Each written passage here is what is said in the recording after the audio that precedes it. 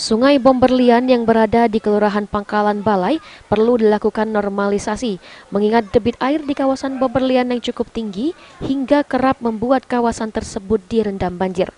Camat Banyuasin 3, Yuni Hoirani bahkan memprediksi dalam jangka 5 tahun lagi ibu kota Banyuasin yakni kota Pangkalan Balai akan tenggelam oleh banjir.